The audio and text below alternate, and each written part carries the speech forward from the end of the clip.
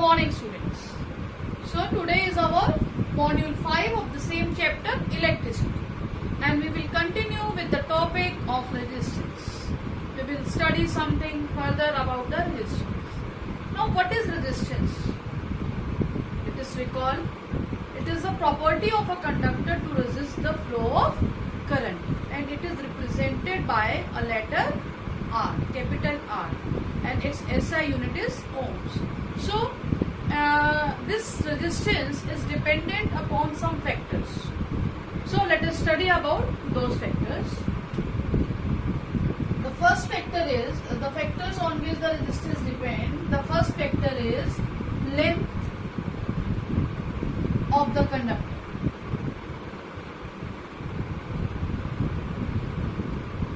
Is represented by L, and it is directly proportional to the length. अगर हम resistance का material and उसका जो एरिया ऑफ क्रॉस सेक्शन है, यानी कि जो उसकी थिकनेस है और उसको चेंज नहीं करते हैं, सिर्फ एक उसकी लेंथ को डबल या ट्रिपल कर देते हैं, तो रेजिस्टेंस भी डबल या ट्रिपल हो जाएगी अगर बाकी सारे फैक्टर कांस्टेंट है. तो it is directly proportional to the length. And the second factor is area of cross section.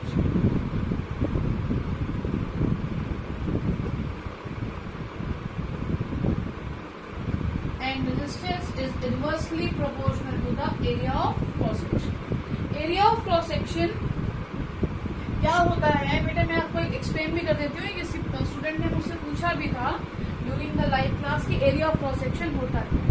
देखो बेटा, सपोज मेरे पास एक सिलेंड्रिकल वायर है. This is a cylindrical wire, और इसको मैं यहाँ से कट करा, तो मुझे कुछ इस तरीके का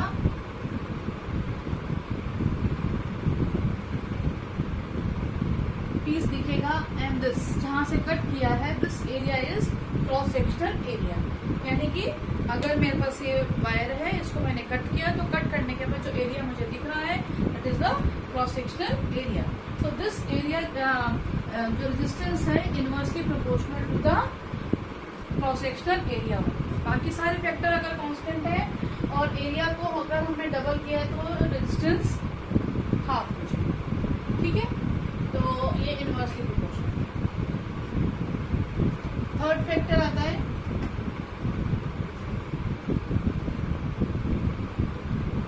टेम्परेचर.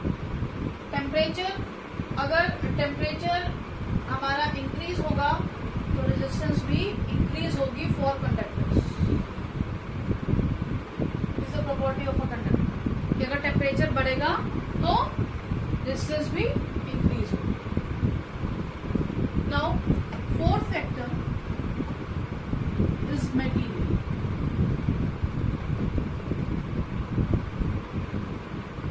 अगर हमारा मटेरियल चेंज होगा तो रेजिस्टेंस भी चेंज हो जाएगी. बेसिकली ये एक अभी मटेरियल से कैसे रिलेट होंगे, हम रेजिस्टिविटी से रिलेट करेंगे. रेजिस्टिविटी क्या है अभी आपको समझाऊंगा. अब हम इसका डेरिवेशन करते हैं फॉर्मूला का. रेजिस्टेंस जो है डायरेक्टली प्रोपोर्शनल टू लेंथ है and inversely proportional to area है. तो रेजिस्टेंस जो हो गई हमारी प्रोपोर्शनल होगी L/A.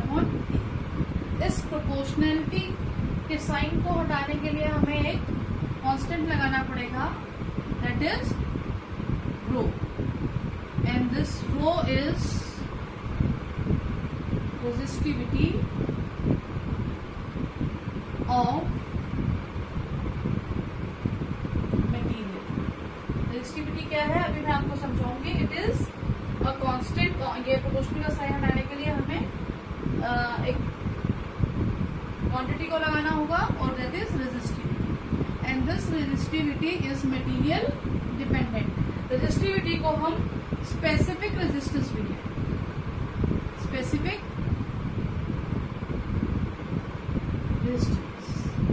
स्पेसिफिक रेजिस्टेंस क्यों? क्योंकि रेजिस्टिविटी ऑफ अ मटेरियल एक पर्टिकुलर लेंथ और पर्टिकुलर एरिया का मटेरियल हो, तो वो रेजिस्टेंस जो ऑफर करता है मटेरियल, उसको हम रेजिस्टिविटी कहते हैं और रेजिस्टिविटी की यूनिट होती है ओम मीटर। अभी हम निकालते हैं कैसे। तो आपको समझ आया कि रेजिस्टेंस जो है डायरेक्टली प्रोपोर्शनल लेंथ के इनवर्सली प्रोपोर्शनल है एरिया के। तो ये L/A होगा। इस प्रोपोर्शनल के साइन को अगर हम इक्वल टू में लाएंगे तो यहाँ एक वैल्यू लगाएंगे, दैट इज रेजिस्टिविटी। और रेजिस्टिविटी एक पर्टिकुलर मटेरियल के लिए एक पर्टिकुलर टेम्परेचर पे कांस्टेंट होती है और उसको कैलकुलेट करने के लिए एक स्पेसिफिक लेंथ और स्पेसिफिक एरिया चाहिए होता है। अभी मैं आपको डिटेल में समझाती हूँ कि वो कैसे। तो R is equal to rho L/A। This is another formula of the chapter. R is rho L/A. Another very important formula. Now let us study resistivity in detail. Now resistivity or specific resistance. Student, basically it is a characteristics property of any material. It is defined as a resistance offered by a material having a unit length and unit cross sectional area, and when the current is flowing perpendicular to the opposite faces, then the resistance offered by that material is called as resistivity. अब इसका मतलब क्या है? अगर मेरे पास कोई material है, suppose उसका क्रॉस सेक्शनल एरिया इस तरीके से क्यूबिकल फॉर्म में है एंड देखिए this is a material and this is a cross sectional area. अगर इस मटेरियल का cross sectional area 1 meter square हो और इसकी लेंथ जो है वो 1 मीटर हो और जो करंट है इसके ऑपोजिट फेसेस में ऐसे परपेंडिकुलर मूव कर रहा है, उस केस में ये मटेरियल जो रेजिस्टेंस ऑफर करेगा उसको हम कहेंगे रेजिस्टिविटी ऑफ दैट मटेरियल। अब इसकी शेप जरूरी नहीं है ऐसे क्यूबिकल हो, क्यूबॉइडल भी हो सकती है, ऐसे सर्कुलर भी हो सकती है अगर ये इस टाइप का मटेरियल है और इसकी लेंथ जो है वो 1 मीटर है और ये जो इसका क्रॉस सेक्शनल एरिया है वो 1 मीटर स्क्वायर है एंड करंट ऐसे ऑपोजिट फेसेस में परपेंडिकुलर फ्लो कर रहा है। उस समय जो ये मटेरियल रेजिस्टेंस ऑफर करेगा उसको कहेंगे रेजिस्टिविटी एंड इट्स ऐसा यूनिट इज ओम मीटर। अब इसकी ऐसा यूनिट निकालते कैसे हैं? Derivation of SI unit. अब रेजिस्टेंस जो होती है वो क्या होती है? रो L/A। इससे रेजिस्टिविटी आ गई RA/L। अब रेजिस्टेंस का यूनिट है ओम, ऐसा यूनिट। एरिया का हो गया मीटर स्क्वायर और इधर लेंथ का हो गया मीटर। अब इस मीटर में और इस मीटर में एक मीटर कैंसिल हो जाएगा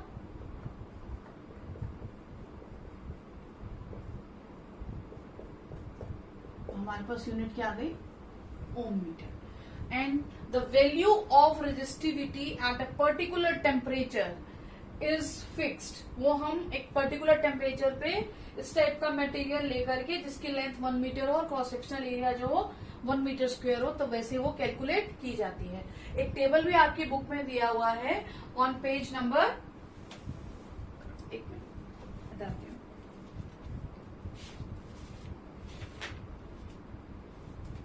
पेज नंबर 207 पे, जिसपे टेबल 12.2 यहाँ पे इलेक्ट्रिकल रेजिस्टिविटी दी है कुछ मटेरियल्स की एट 20 डिग्री सेंटीग्रेड टेम्परेचर पे कैलकुलेट कर रखी है। कुछ मटेरियल कंडक्टर्स के हैं, कुछ एलॉयज हैं, कुछ इंसुलेटर्स हैं।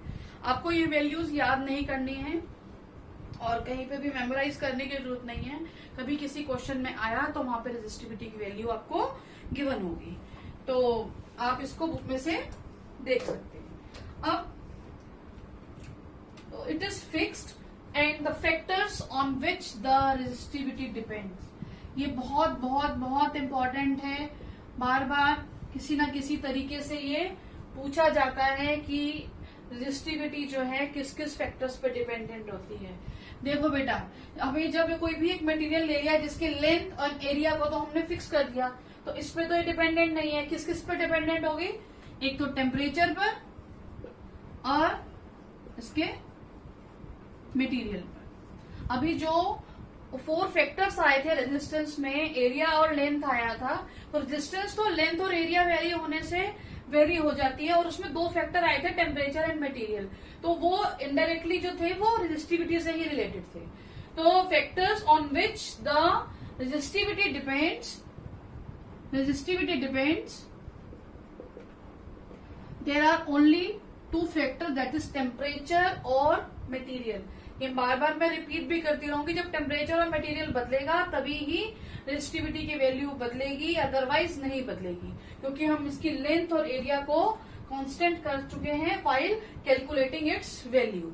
कई बार न्यूमेरिकल आपके इस फॉर्मूला के बेस पे आ जाते हैं और उसमें लेंथ और एरिया को वेरी कर देते हैं और पूछते हैं न्यू रेजिस्टेंस क्या होगी एंड न्यू रेजिस्टिविटी क्या होगी।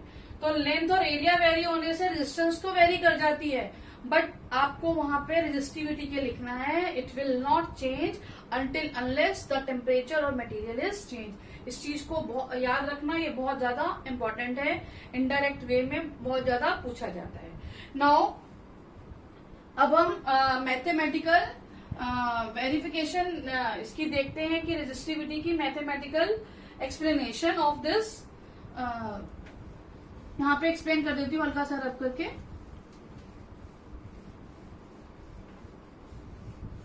मैथमेटिकल इसका एक्सप्लेनेशन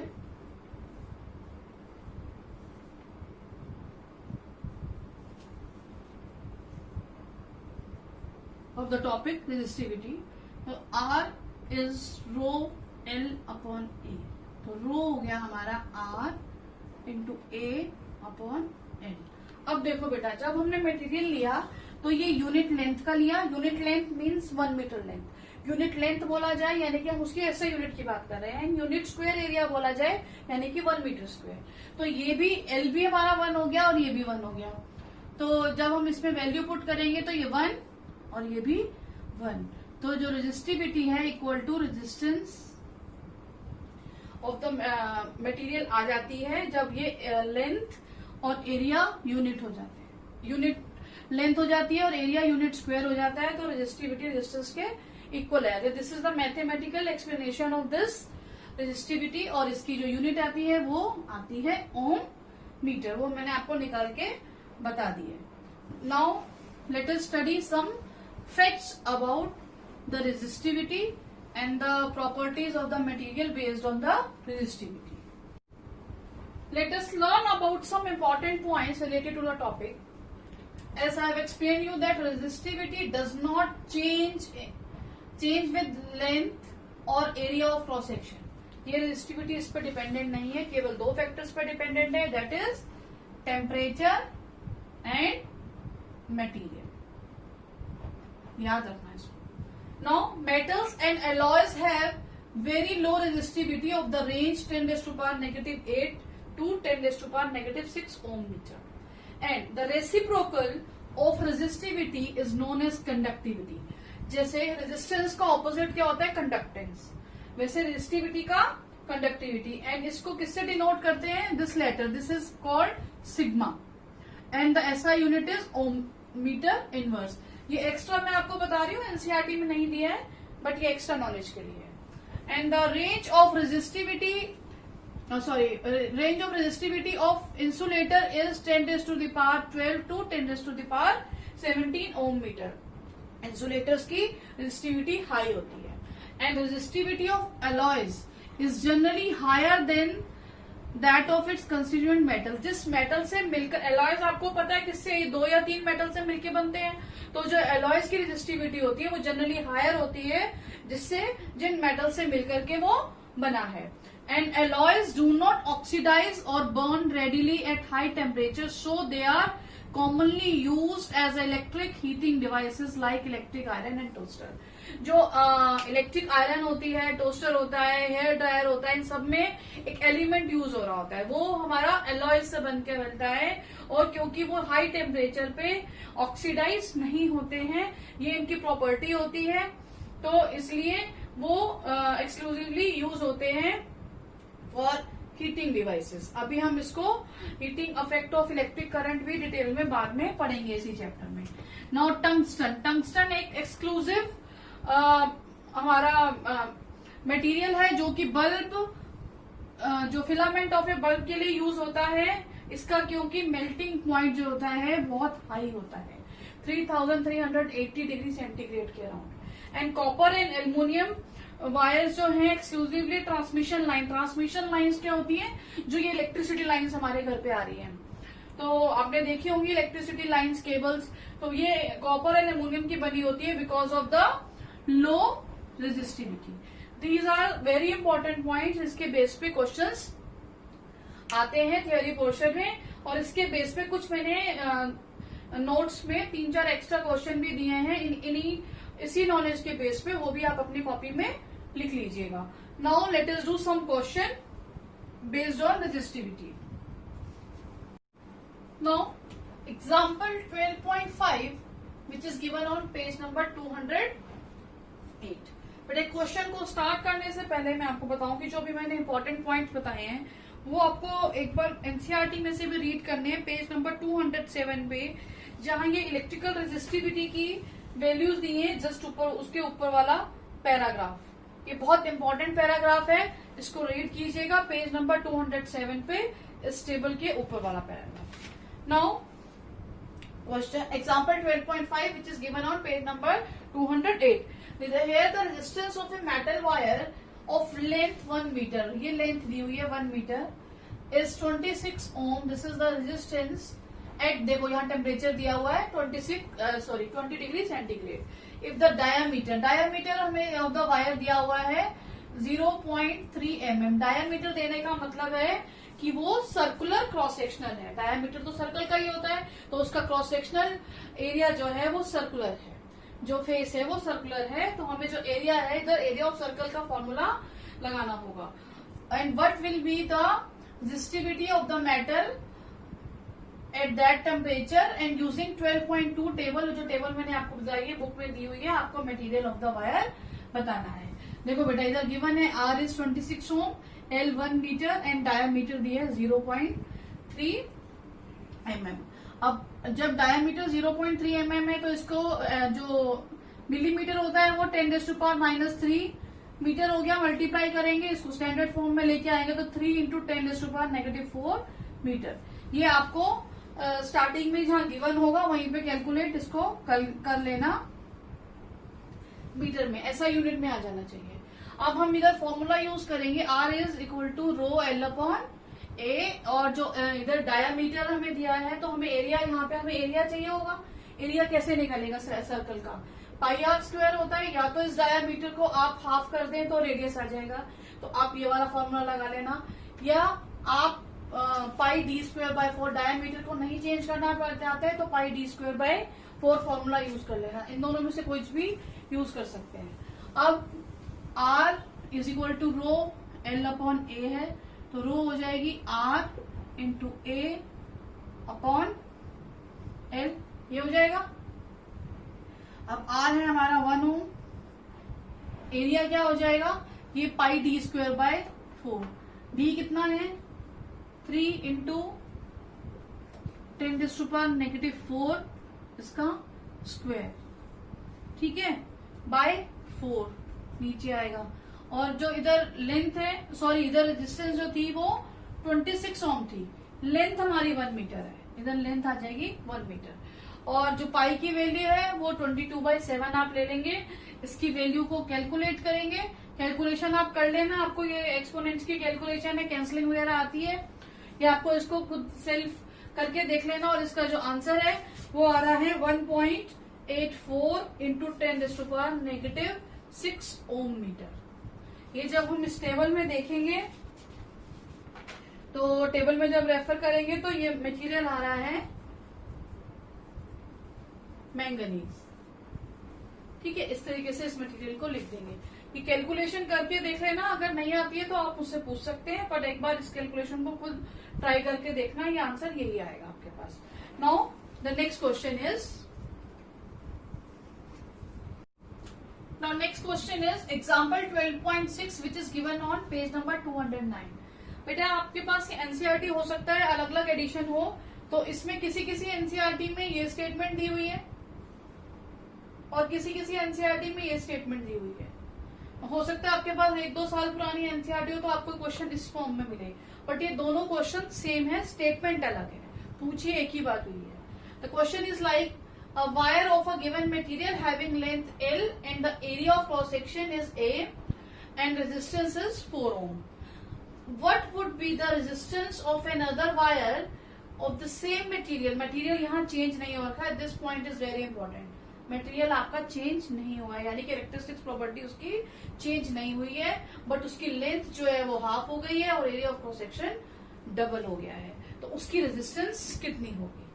या आपको ये बहुत सिंपल वे में क्वेश्चन दिया हुआ है जहां पे हर चीज एक्सप्लेन करी हुई है, this is the easy language.